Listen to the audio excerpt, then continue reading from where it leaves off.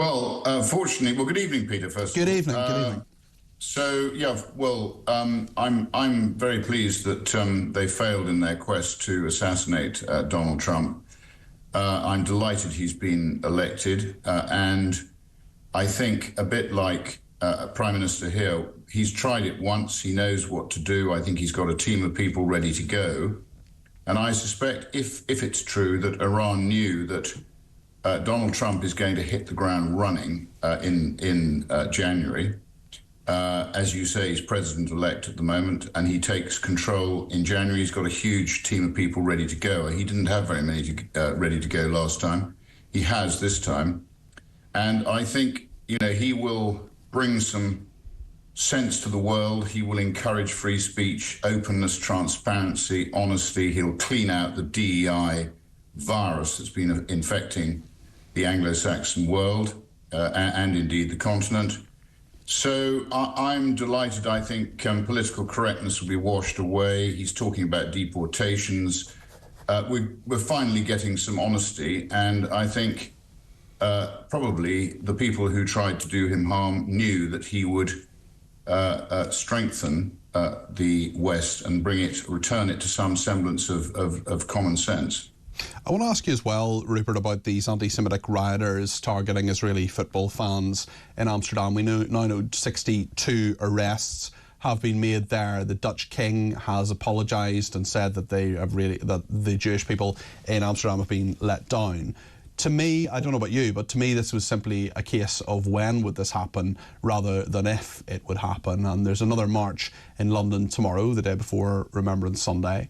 And it really worries me that the same sort of thing could happen in the UK. It clearly worries our viewers and listeners. We have an awful lot of response on this as well. I wonder what your perspective is on this story, Rupert. Well, first of all, Peter, I think it's a tragedy that, football is the reserve currency of world entertainment. It's supposed to bring people together. It's supposed to allow people to integrate and watch a game of football together. So it's a tragedy that this has happened after a football match. I don't quite know where the truth lies in this. But clearly, as we know, Amsterdam, rather like London, has had huge amounts of immigration.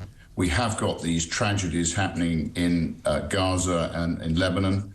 And therefore, I think sentiments are running high. And it's a tragedy that has all happened in the name of football. So as you say, is it symptomatic of a failing sort of post-war multicultural experiment, which, as I've always said, is bubbling up a bit like a volcanic lava flow? Every now and again it bubbles up, it then dies down, and the question is, when does the volcano actually explode, as you said in your introduction? But who knows? And we're finding, I don't know if you're following what I'm doing in Parliament, but I'm asking lots of questions of the government. I think a good democracy is a transparent democracy. And I don't think the government is giving us, if you look at the answers they're giving me to questions, I'm asking questions about crime by nationality, all sorts of statistics that I think the public should be made aware of. And we are not getting answers, even though on occasion we know that they're collecting the data. They choose not to give it to us. So a healthy, vibrant democracy, Peter, is one which is transparent. You have freedom of speech, you respect each other, and you have open, frank debate, which in the end gets you to the truth. To shut society down in an Orwellian way is not the right way of doing it. So I don't know how much of the truth we get. It's a bit like Southport. Where does the truth lie there? I think there's more to the Southport issue than we've all been told so far, but it's sub judice, so we aren't going to know until, I gather, after the court case, which could be some time, by which time public opinion, they hope, will have moved on. But I think all this needs frank debate, and I think the public needs to be informed transparently and openly, and I don't think that's happening. Of course, you know about the value of football, Rupert, as a former chairman of Southampton Football Club yourself.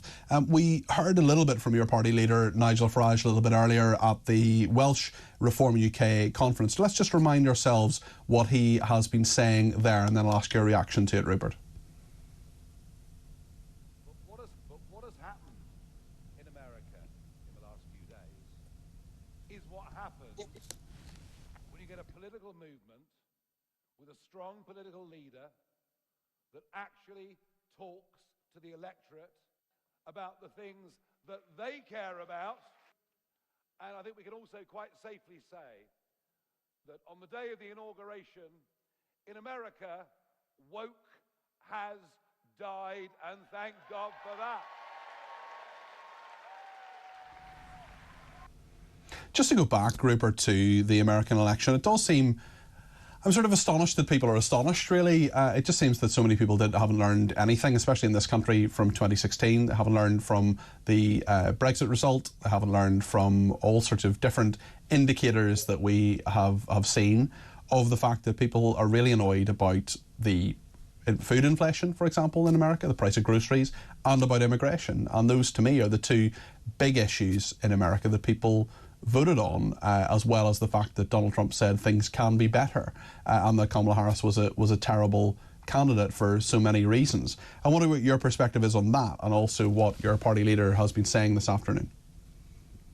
Well, I said just now, I think it's going to be a breath of fresh air, and I'm looking forward, Peter, to 2029 or before, if they last less time than the full term, when Reform wins the next election, and we can look forward to doing the same thing here. I think it's realistic, really? You think it's realistic to go from 5 MPs to a majority government? Peter, I do. I wouldn't say it if I didn't think it, and I was told I had no chance. We had no chance of getting an MP into Parliament. We've now got the bridgehead.